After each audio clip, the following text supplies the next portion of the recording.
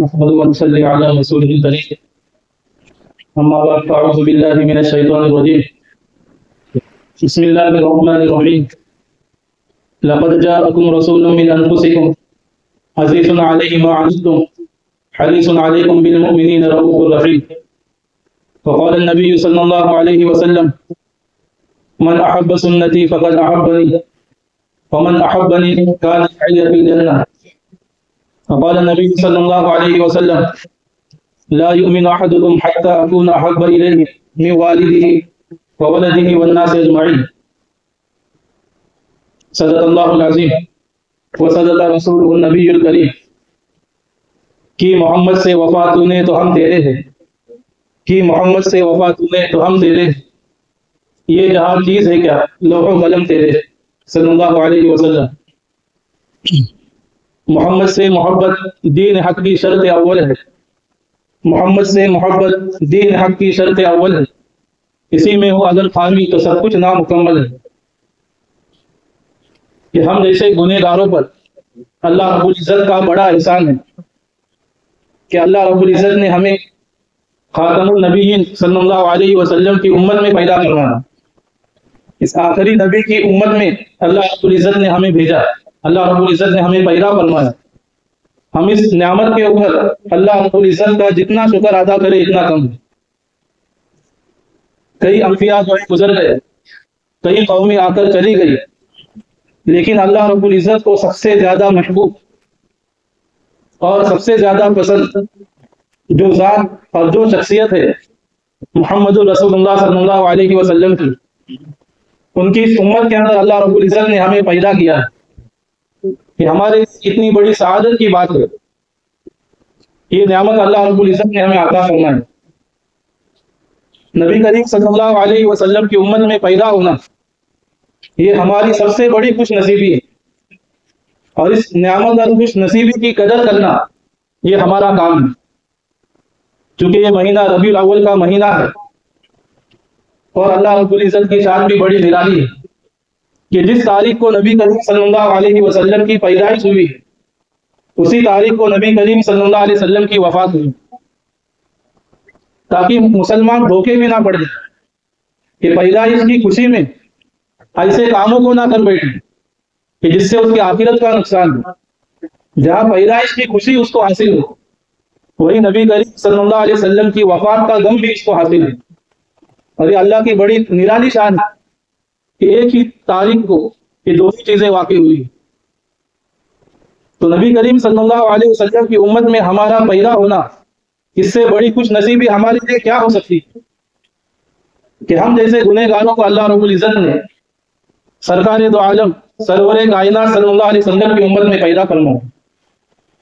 نبی کریم صلی اللہ علیہ وسلم یہ ہمارے لیے مسلمان ہونے کی حیثیت سے دنیا کی ساری چیزوں سے بڑھ کر، چاہے ہمارے مال ہو، اولاد ہو، گھر ہو، کاروبار ہو، رشتے دار ہو، ہر چیز سے بڑھ کر مسلمان کے لیے اگر کوئی شخصیت اہمیت رکھتی ہے تو وہ نبی کریم صلی اللہ علیہ وسلم کی شخصیت ہے. اور یہ ذات ایسی ہے جو مسلمان کے لیے سب سے اوپر ہے. اسی کو خود نبی کریم صلی اللہ علیہ وسلم نے فرمایا لا یؤمن احدکم حتی اکون احب الیہ من والدہ وولدہ والناس اجمعین.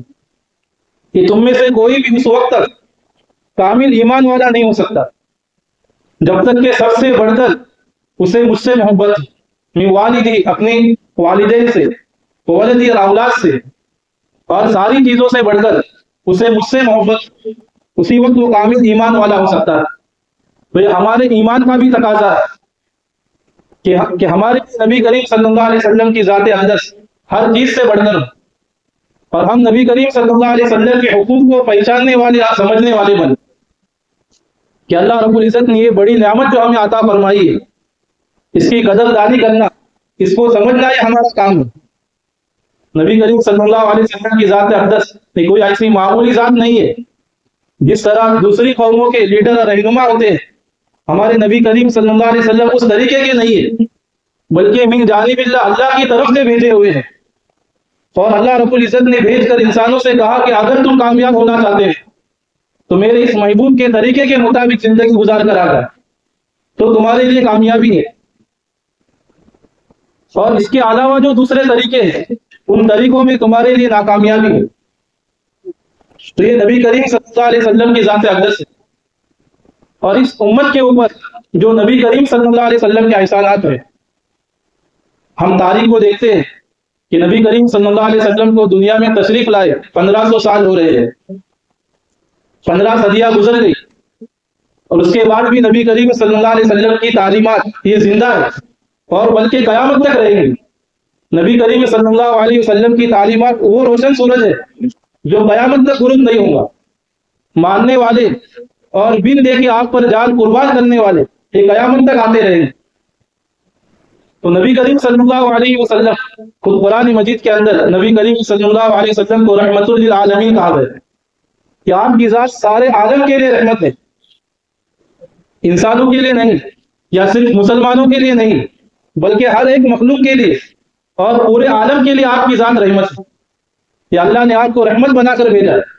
اور اللہ کے نبی صلی اللہ علیہ وسلم کی رحمت کس طرح ہے؟ قرآن مجید کے اندر اللہ رب العزت فرماتے ہیں لقد جاءکم رسول من انفسکم عزیز علیہ ما عنتم، کہ تمہارے پاس تمہیں میں سے رسول آئے عزیز علیہ ما عنتم، جو تکلیف تم کو پہنچتی ہے اس سے ان کو تکلیف ہوتی ہے، حریص علیکم، تمہاری نعمت کی خواہش کرتے ہیں، تمہیں فائدہ پہنچے، تمہیں فائدہ پہنچانے کی کوشش کرتے ہیں، بالمؤمنین رؤوف رحیم، اور خاص کر ایمان والوں پر اور بھی زیادہ مہربان ہے۔ تو نبی کریم صلی اللہ علیہ وسلم کی ذات اقدس یہ ہر کسی پر مہربان اور ہر کسی کی فکر کرنے والی یہ ذات اقدس کہ خود اللہ رب العزت کو نبی کریم صلی اللہ علیہ وسلم کو دلاسا دینا پڑتا ہے۔ قرآن مجید کے اندر کئی آیتیں ہیں کہ نبی کریم صلی اللہ علیہ وسلم جب کفار مشرکین کو دیکھتے اور آپ کو صدمہ پہنچتا، آپ کو تکلیف پہنچتی کہ یہ میرا امتی بغیر ایمان کے دنیا سے چلا جائے گا، دوزخ میں پہنچ جائے گا، تو اس کے ساتھ کیا ہوگا؟ آپ رات بھر اللہ تعالیٰ کے سامنے روتے، اپنے آنسوؤں کو بہاتے اور غمگین ہوتے۔ اللہ رب العزت یہ آپ کو دلاسا دلاتے لا تحزن، کہ میرے محبوب آپ غم نہ کیجیے۔ تو یہ نبی کریم صلی اللہ علیہ وسلم کا اس امت کے لیے غم تھا۔ ہم گنہگار ہیں۔ ایک حدیث مبارک کے اندر آتا ہے نبی کریم صلی اللہ علیہ وسلم فرماتے ہیں شفاعتی لأہل الکبائر من امتی، کہ میری شفاعت میرے امت کے کبیرہ گناہ کرنے والوں کے لیے۔ سوچنے کی بات ہے کہ آج ہم گنہگار سے نفرت کرتے ہیں، اس کو حقارت کی نظر سے دیکھتے ہیں، اور اللہ کے نبی فرماتے ہیں کہ میری شفاعت میری امت کے گنہگاروں کے لیے۔ ایک صحابی جن کا نام عبداللہ تھا، لقب ان کا حمار تھا، اور وہ نبی کریم صلی اللہ علیہ وسلم کو اکثر ہنسایا کرتے تھے۔ تو ایک مرتبہ ایسا ہوا کہ انہوں نے شراب پی اور شراب کی سزا میں ان کو کوڑے مارے گئے۔ تو دوسرے شخص نے دیکھ کر کہا کہ اس آدمی پر اللہ کی لعنت ہو۔ تو نبی کریم صلی اللہ علیہ وسلم نے فرمایا کہ تم اس طریقے سے مت کرو، یہ اگرچہ اس نے شراب پی لی ہے لیکن یہ اللہ اس کے رسول سے محبت کرنے والا ہے۔ تو نبی کریم صلی اللہ علیہ وسلم کا اپنے گنہگار امتی کے ساتھ تعلق دیکھیے۔ آپ نے جو دعائیں مانگی ہیں اور جن دعاؤں کو آخرت کے لیے باقی رکھا ہے، ان دعاؤں کے اندر پوری امت شامل ہے، چاہے عبادت گزار نیک ہو یا گنہگار، آپ کی شفاعت اور سفارش ہر گنہگار کو شامل ہے۔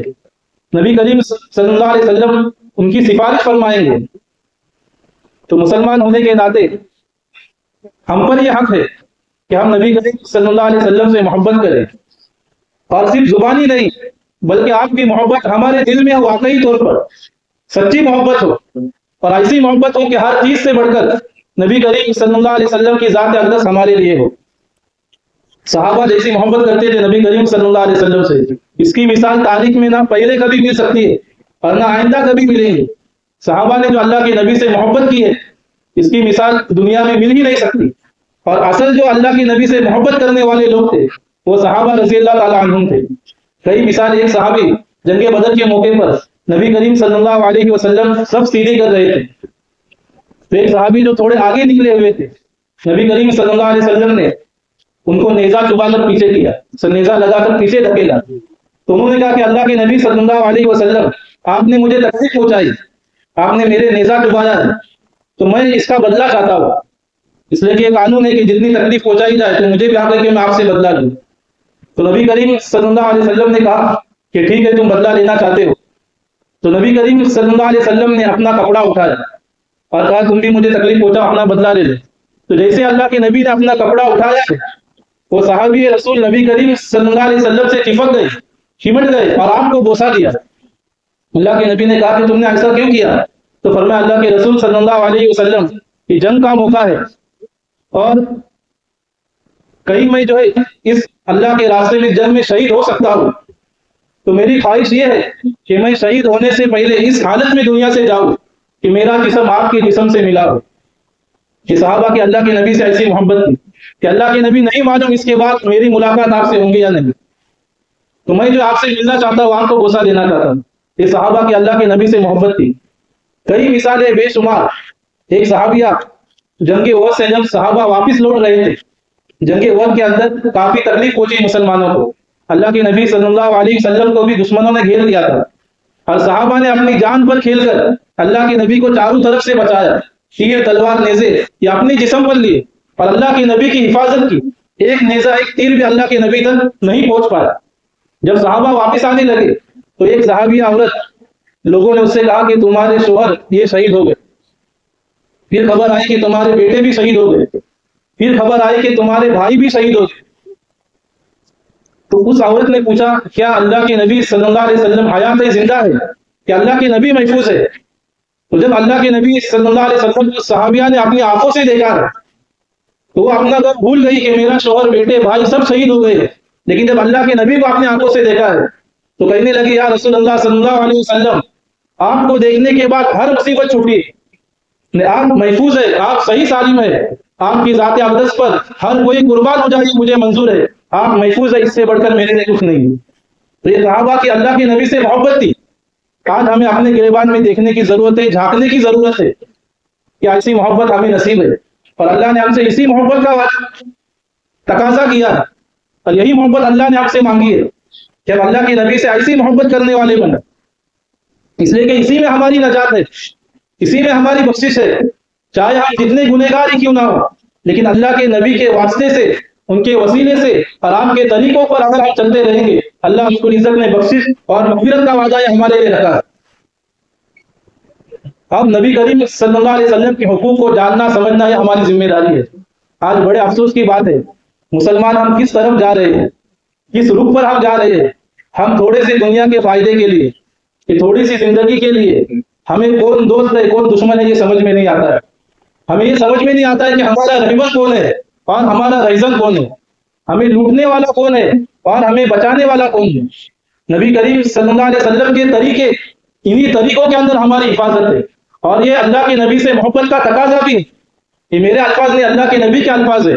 من احب سنتی فقط احبنی, کہ جس نے میری سنت سے محبت کی, جس نے میرے طریقے سے محبت کیا اس نے مجھ سے محبت کی. ومن احبنی کان معی فی الجنہ, اور جو مجھ سے محبت کرے گا وہ جنت میں میرے ساتھ ہوں گا. ایک صحابی اللہ کے نبی کی خدمت میں حاضر ہوئے اور کہنے لگے کہ اللہ کے نبی جب میں اپنے گھر والوں میں ہوتا ہوں, بیوی بچوں میں ہوتا ہوں, آپ کی یاد آتی ہے تو میں بھاگ کر آپ کے پاس حاضر ہو جاتا ہوں, آپ کو دیکھتا ہوں میرے ہاتھوں کو ٹھنڈک حاصل ہوتی ہے. اللہ کے رسول صلی اللہ علیہ وسلم آپ بھی دنیا سے پردہ فرما لیں گے اور میں بھی دنیا سے چلا جاؤں گا. اس کے بعد آپ تو انبیاء کے درجے پر ہوں گے, اگر میں جنت میں پہنچ بھی گیا تو میری اور آپ کی ملاقات کس طرح ہوگی. تو یہ صحابی پریشان ہو کر آئے, سوال کیا تو اللہ رب العزت کی طرف سے آیت مبارکہ ہوتی ہے من یطیع الرسول ومن یطیع اللہ والرسول فاولئک مع الذین انعم اللہ علیہم من النبیین والصدیقین, کہ جو اللہ اور اس کے رسول کی اطاعت کرے, رسول کے طریقے پر چلے تو وہ رسول کے ساتھ آخرت میں بھی ہوگا. تو اللہ کے نبی کی سنتوں کو اپنی زندگی میں لانا, آپ کی سنتوں پر عمل کرنا اور پہچاننا کہ کامیابی جس کے اندر اللہ رب العزت نے رکھی ہے. یہ دنیا وقتی ہے, ہمارے لیے سب سے بڑا سرمایہ یہ جو ہم کلمہ پڑھتے ہیں اس کے بازو میں محمد رسول اللہ لکھا ہوا ہے, اس سے بڑا سرمایہ ہمارے لیے کچھ بھی نہیں ہے. اگر ہم نے اس کو کھو دیا تو دنیا کی سرداری بھی اگر ہمیں مل جائے تب بھی ہمیں کچھ حاصل نہیں ہوگا. بڑے افسوس کی بات ہے اللہ کے نبی کو جو لوگ نعوذ باللہ گالی دیتے, برا بلا کہتے, ہم انہی لوگوں سے دوستی کرتے, ہم انہی لوگوں کے قریب جاتے اور یہ سمجھتے کہ یہ ہمیں بچا سکتے اور ہم یہ سمجھتے کہ ہمیں ان سے کچھ حاصل ہو سکتا ہے, اور اللہ اس کے رسول کو چھوڑ کر ہم ان سے دوستی کرتے ہیں.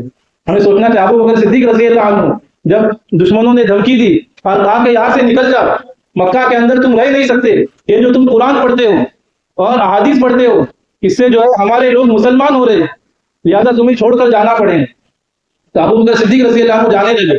راستے میں ابن تغلہ نامی آدمی ملا، وہ اپنے قبیلے کا سردار تھا۔ ابو بکر صدیق رضی اللہ عنہ سے کہا کہ آپ جیسے آدمی نے جانا نہیں چاہیے، آپ تو شریف ہو، بھلائی کی تعریف دیتے ہو، آپ نے تو کوئی برائی نہیں کی ہے، تو آپ کیوں چھوڑ کر جا رہے ہو؟ تو انہوں نے کہا کہ لوگ مجھے اس طریقے سے نکالا گیا ہے۔ تو اس آدمی نے کہا آپ میرے ساتھ چلیے، میں آپ کو پناہ دیتا ہوں، اپنی حفاظت میں رکھتا ہوں۔ اور ابو بکر صدیق رضی اللہ عنہ کو واپس لایا، اور واپس لا کر ابو بکر صدیق رضی اللہ عنہ دوبارہ اپنے کام کرنے لگے، عبادت کرنے لگے، قرآن مجید کی تلاوت کرنے لگے۔ اب پھر دشمنوں کی کفار کی شکایت آئی، یہ تو اپنے کام کر رہے ہیں، ان کو یہاں سے نکالا جائے۔ تو اس ابن تغلہ نے کہا ابو بکر صدیق رضی اللہ عنہ سے کہ میں نے آپ کو پناہ دی تھی، میں نے آپ کی ذمہ داری دی تھی، لیکن اب یہ لوگ مان نہیں رہے، اس لیے یا تو آپ اپنے کاموں کو بند کر دیجیے یا تو پھر آپ کو یہاں سے جانا پڑے گا۔ تو ابو بکر صدیق رضی اللہ عنہ نے اس آدمی سے کہا، وہ سردار جو تھا قبیلے کا، کہا کہ تیری حفاظت، تیری پناہ میں تجھے واپس دیتا ہوں، میری حفاظت اور میری پناہ کے لیے اللہ اس کے رسول کافی ہے۔ تو آج ہم جتنا بھی سوچ لے کہ کوئی ہمیں فائدہ پہنچا سکتا ہے، نفع پہنچا سکتا ہے، اور اللہ اور اس کے رسول کی دشمنی کو مول لے کر ہمیں کچھ حاصل نہیں ہوگا۔ آج مسلمانوں کے حالات ہم دیکھتے ہیں، ہم سمجھتے ہیں کہ چند چیزیں کر لینے سے اللہ کے نبی کو خوشی حاصل ہوگی، لیکن امت کے حالات جو اللہ کے نبی کے سامنے ہیں کہ معصوم بچے اور دودھ پیتے بچے شہید ہو رہے ہیں، مارے جا رہے ہیں، اور پوری دنیا کے اندر غیر مسلم اس کے اوپر آواز اٹھا رہے ہیں، لیکن مسلمانوں کی یہ حالت ہے کہ مسجد میں 2 منٹ کی ان کے لیے دعا ہم نہیں کر سکتے۔ تو کیا اللہ کے نبی ہمارے ان کاموں سے خوش ہوں گے ہمارے لیے؟ کہ اللہ کے نبی کو احوال امت کے پہنچائے جاتے ہیں قبر مبارک کے اندر، آپ کی ذات قبر مبارک کے اندر زندہ ہے، اور جو ہم درود شریف پڑھتے ہیں آپ کو قبر کے اندر پہنچایا جاتا ہے، فرشتے لے کر حاضر ہوتے ہیں، اس امت کے احوال آپ کو بتلائے جاتے ہیں کہ آپ کی امت کے یہ حالات ہیں۔ تو کیا اس حالات سے اللہ کے نبی خوش ہوتے ہوں گے کہ یا رسول اللہ آپ کی امت کے معصوم بچے مارے جا رہے ہیں، شہید کیے جا رہے ہیں، اور بستیاں اجاڑی جا رہی ہے، اور آپ کا مسلمان امتی اللہ اور اس کے رسول کے دشمنوں سے دوستی کر رہا ہے؟ اور آپ کے امتی کو دعا مانگنے کے لیے وقت نہیں ہے، ہاتھ اٹھانے کے لیے وقت نہیں ہے، اللہ کے سامنے آنسو بہانے کے لیے وقت نہیں ہے۔ تو بتاؤ ہمارے نعروں سے، ہماری چیزوں سے، ہماری ساری باتوں سے کہ اللہ کے نبی کو خوشی حاصل ہوگی؟ خوشی تو حاصل ہوگی کہ جب ہم آپ کے طریقے پر چلیں۔ تو یہ ربیع الاول کا مہینہ ہمارے لیے بڑا پیغام لے کر آیا ہے کہ ہم اللہ کے نبی کی محبت کو اپنے دل کے اندر بسائے، اور محبت کا طریقہ اللہ کے نبی کی سنت ہے، اللہ کے نبی کا طریقہ ہے۔ سنت جو ہے، اگر ہم سنت پر عمل کرتے ہیں، یہ سنت آدمی کو زمین سے آسمان پر پہنچاتی ہے، انسان کو فرش سے عرش تک پہنچاتی ہے۔ یہ سنت اللہ رب العزت کو پسند ہے۔ اگر ہمارا چہرہ، ہمارا حلیہ، ہمارا رہنا سہنا اگر ہمارے نبی کے طریقے کے مطابق ہوگا تو اللہ رب العزت بھی ہماری قدر کریں گے۔ اللہ رب العزت نہیں چاہتے کہ امت کو عذاب دیا جائے، اللہ رب العزت نہیں چاہتے کہ لوگوں کو تکلیف دی جائے، اللہ رب العزت نہیں چاہتے، بلکہ آیت مبارک ہے کہ جب تک تم استغفار کرتے رہو گے اللہ تعالیٰ تمہیں عذاب نہیں دیں گے، اور جب تک اللہ کے نبی تم میں موجود ہے اس وقت تک بھی اللہ تمہیں عذاب نہیں دیں گے۔ مفسرین فرماتے ہیں کہ اللہ کے نبی تو دنیا سے پردہ فرما گئے، لیکن جب تک اس امت کے اندر اللہ کے نبی کے طریقے باقی رہیں گے، اللہ کے نبی کی سنتیں باقی رہیں گی، اللہ تعالیٰ اپنے عذاب سے اس امت کی حفاظت فرمائے۔ تو یہ ہمارے لیے اس مہینے کا بڑا سبق ہے، اپنی زندگی میں ہم سنتوں کو لانے کی کوشش کریں۔